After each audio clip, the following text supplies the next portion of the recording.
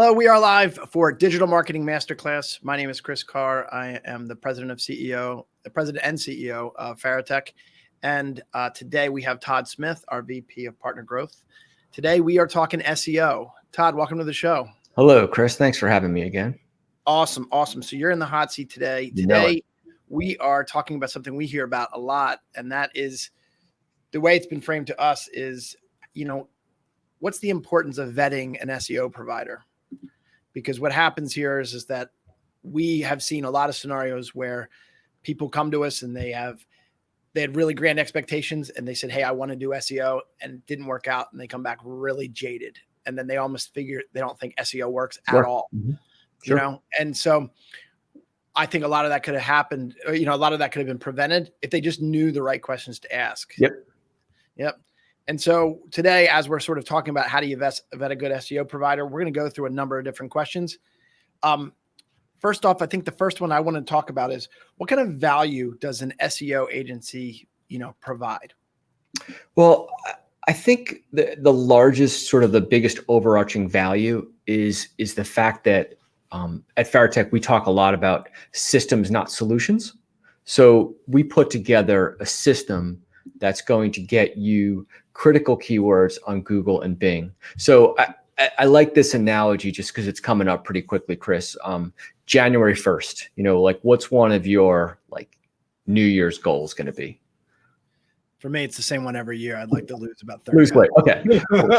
You're like 95% of everybody else. My, New Year's goals are I want to go to the gym. I want to lose weight. So what people do is they go out, they buy the gym memberships, they buy the total gyms, they buy all these goofy contraptions. They think they're going to make them lose weight, right? But what happens is they're really just buying solutions, not a system. Right. So it's the same thing. So you might have a marketing goal for, man, I want to rank so much better in 2021. Right. Well, it's one thing to have the intention. It's another thing to have a system behind it to do that. So it's the same concept. So to answer your question, it's really just coming up with a system. Now, what's interesting about that system is that it's not only a system, but it's also having the pieces and the players in the background. So there's two parts to that. The pieces would be the software piece. One of the things that we pride ourselves at Farotech is that we spend a lot of money on software. We do. We do. So whether it's for HubSpot, or if it's search engine software or video software, whatever it is, right? We spend a lot of money in software, and then we spend a lot of money becoming experts in that software program. So that's kind of for me, the differentiator is making sure that you have a system in place, and then making sure that you have the right tools in place, and then making sure that you have the right people in place to execute the tools. Yeah, well, let's talk about people. So my next question is, why can't my team just try to do SEO, ourselves? Well, you can. You absolutely can. The biggest reason why it's difficult for your team, one is just content overload. There is so much content out there. I think there's, at last count, there's somewhere around 2 billion blogs on the internet, right? And I think at last count, there's somewhere around 7 billion people on the world, right? So that's almost, one blog for every 3.5 people, which is just insane. It's just so much content, right? So you have this content overload, right? So where do I start? How do I create content that's a little different, right? How do I create content that's valuable? I always talk about the expression "whiff 'em." Oh, sure. Right. So what's in it for me? Right. Yep. Right. So your content really needs to be written from the aspect of the reader. So as you're writing content, not only does it have to be quality content, not only does it have to have, good keyword analysis, but it's got to have this sort of what's in it for me? Why is the reader reading this? What's the value coming to it? So a customer could definitely do it themselves, but it takes a lot of work. It takes a lot of research. It takes a lot of time. Unfortunately, what we're seeing in this business climate is that people don't have the time for that, just because it's a priority issue. So not that writing good content is not a priority, but oftentimes it doesn't go all the way to the top. There's so many other things that are just so much more important. Could be sales, could be marketing, other marketing deliverables. So as a result, this SEO, this content thing kind of gets pushed to the back, and then it becomes like a back burner issue. Mm-hmm. So you go with a company like ours, where we're going to actually make it part of our package, that it's going to be pushed to the front, and it's going to be a priority. We'll have the software in place, we'll have people in place, and we'll be able to execute in a scenario that you might not be able to. Yeah. I mean, I think one of the conversations I had with one of our potential clients was saying, you know what, like almost everybody who's an entrepreneur has read that Jim Collins book about like Good to Great. And he like talks about the idea of the flywheel. Mm-hmm. And you know what, like if you're not consistently pumping out content, if you don't have an editorial calendar that says what content's going out in the next 30, 60, 90, 90 days, 6 months, even a year, that's the flywheel we're talking about. And the problem is that I'm finding that if your team internally could have done it, they would have done it. Yep. Okay. And if I say, hey, well, show me your editorial calendar and you don't have one, then I'm like, well, then you don't have what's right. And then I don't think you have content marketing. I certainly don't think that you're scoring well in SEO unless you're such a rock star that you're getting such amazing backlinks from outside sources. But you know what I mean? It's one of those things where I don't know. I think that what we want to be able to do is, like you were saying, kind of build a system. SEO is part of that system. Mm-hmm. Other things are going to lean into that. Social media is going to lean into SEO. Content's going to lead into SEO. Analytics are going to lead into SEO. So, when I hear, can you do it themselves? I'm like, well, how big is your team? Do you have subject matter experts in all the critical spots? And if you don't, maybe, you're not one blog away from knowing how to do SEO. I can tell you that. That's for darn sure. Yeah. Yep. So the next question I would say is, how do you measure success with SEO? So people look at it differently. And SEO companies will look at it differently. Some might look strictly at rankings, being able to move you up the page. Some might look at, well, look, we got, 40 keywords to rank in the top 3, and now we're at 60, so that's success. Those are all valuable metrics, but those aren't the ones that we use primarily. We typically measure success in SEO based on conversions and qualified traffic. So we take it one step further. So I've been in sales pretty much my whole career, and you've heard about this paradigm of like the marketing sales disconnect. Like marketing's pumping out all these like good leads, and then sales basically says these leads are, trash. They're not qualified. I call the guy that's on the pack. It's an age-old paradigm. But one of the things that, from our perspective, we value the investment that our customers make with us. And then we want to show a return on value. And in order to show a return on value, you have to connect those marketing dollars to sales, right? Mm-hmm. And then you just do it backwards. So it's you figure out how much traffic you get, figure out how many leads you get in the pipeline, you figure out how many leads you convert from those, and then you figure out how many customers turn in to opportunities. And then the big thing for us, I think, is being able to quantify the value of a customer. So whether it's like a transactional customer or whether it's a recurring customer, figuring out what the value of that customer is, so that we can tie it back and say, this strategy that we put in place 3, 6, 9 months ago, right, is now paying off because we were able to generate, XYZ client for you at $250,000. Yeah. So, I mean, those are some of the things that I think are interesting. I mean, I think to even piggyback on that, you got a couple different things from an SEO perspective. There's a lot of SEO companies that say, what keywords do you want to rank for? And the judge of their success is also, okay, I got those keywords to rank. But you could be ranked on the first page of Google for, the best words in the world.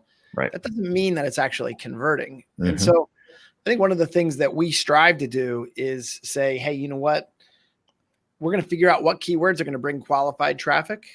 And then once they get on your website, I'm going to measure everything to make sure that it's growing and that we're seeing consistent results. But we're also going to put cookies or tracking code on your thank you page of your critical forms, so that when you have forms that are completed, the only way you could get to that page is because it's on the thank you page. And now I'm able to say this traffic turned into these form submissions. And so if it's a first time appointment or call for a consultation, we know that, right? We know where it's coming from. We know the source. Yeah. Mm-hmm. Yeah.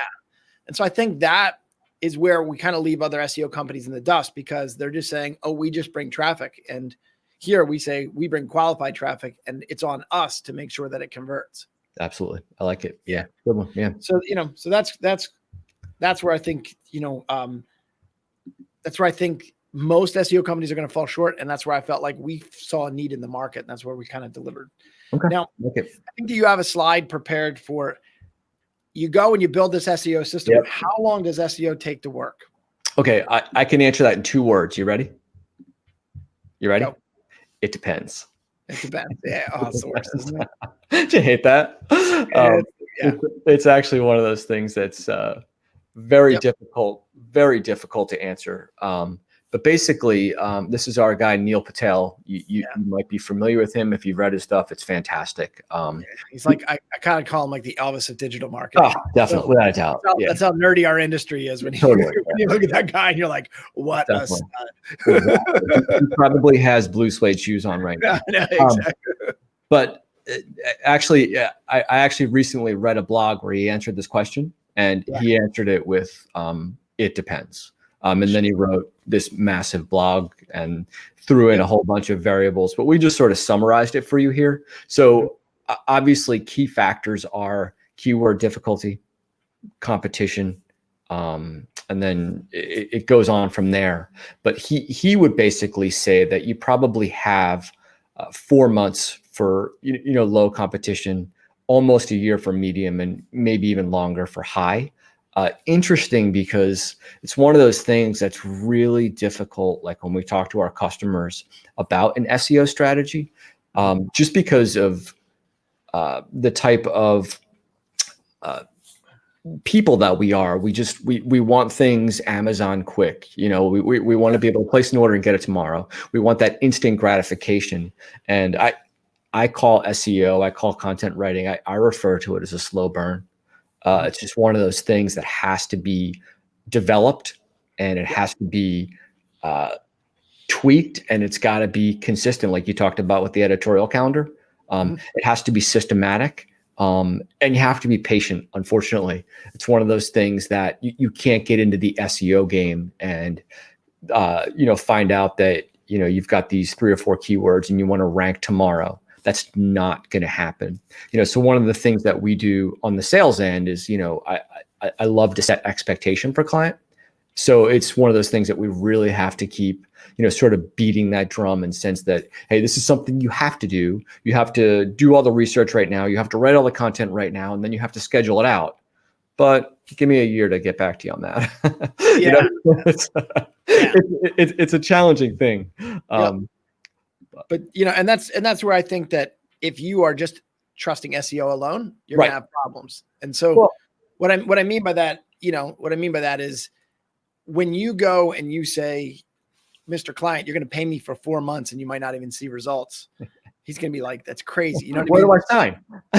Yeah. So like one of the things that I think that SEO sort of has to do is it has to fit in with other parts of your marketing. So while I'm waiting for keywords to get on the first page of Google, I've also have to do certain things. I got to clean up your website. I got to make sure your website's airtight from an online perspective. I got to clean up your directories to improve your domain authority. Then I got to develop an editorial calendar. Then I got to write content. Then I got to see if it ranks. If it doesn't rank, I got to re-optimize because not everything, it's like spaghetti. Not everything sticks. And even if I get on page 1, that doesn't mean I'm number 1 on page 1, which is our goal. So you have a lot of stuff there. So if the client is just tapping his foot, the reason why we have such a high retention rate is because we say, you know what, to win, you can't just worry about SEO alone. Right. And so we've done tactics of whether it's outbound marketing, whether it's LinkedIn automation, paid ads, or paid ads. And so what's going to happen here is that we're going to weather the storm. And as your domain authority and your SEO comes up, maybe your paid ads goes down, or maybe your paid ads pivots.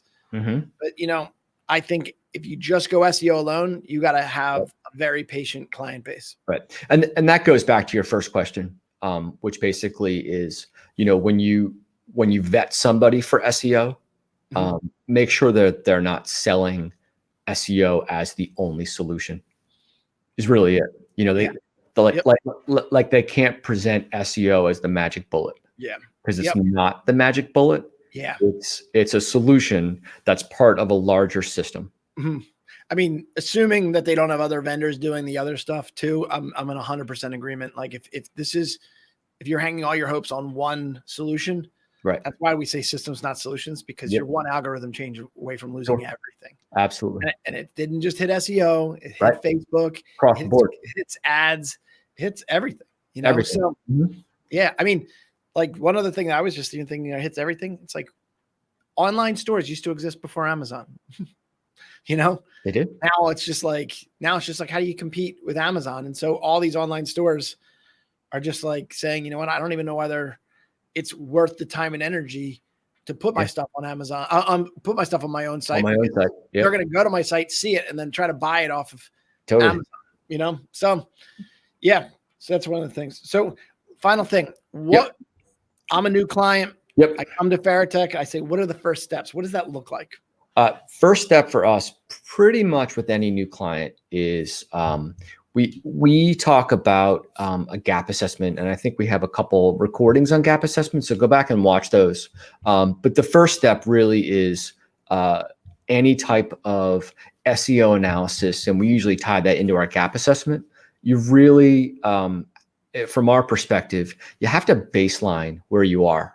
You know, so you have to take this analysis, figure out all your different benchmarks, figure out all your criteria, figure out all your levels, and then work from there.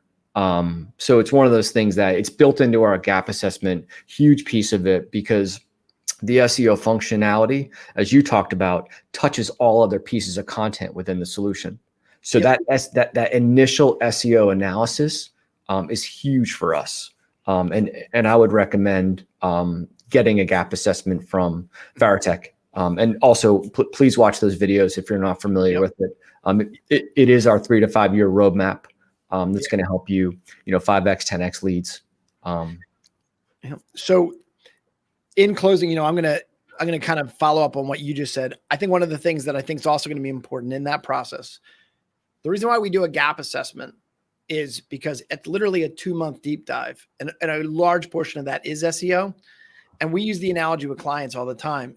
They say, hey, I'm getting a quote from you and another vendor. And we're saying, you know what, I don't know that I can even give you a quote on this project. I have to do a gap assessment because I got to measure everything. I mean, it's like going to a cardiologist and then saying, hey, you know what, we need to go into heart surgery right away. And I'm like, well, what tests have you done? Have you done an EKG? Have you done a stress test? Have you done anything? Like, nope, heart surgery it is. Well, that's what happens here. You go and you say, oh, my SEO isn't effective. And they analyze it using software, just like we would, for about 30 minutes to maybe an hour to 2 hours. Compare that with a gap assessment where we're taking what? 10 weeks. Month? A month, turning over every stone. It's that complex. And so with these people that sign these $100,000 contracts based upon a 2-hour consultation, blows my mind. Definitely. So if you're hearing this for the first time, that's the difference between, thinking long-term and trying to understand how to grow your content, and I don't know, just taking a proposal because that's the way it was presented to you. Right. So, anyhow, so that wraps up our show. Todd, I want to thank you for the truth bombs here. If you are new to the show, we do this as often as possible. Please subscribe down below, click on the bell to get more notifications, and we will see you again soon. Thanks again. Thanks for joining us.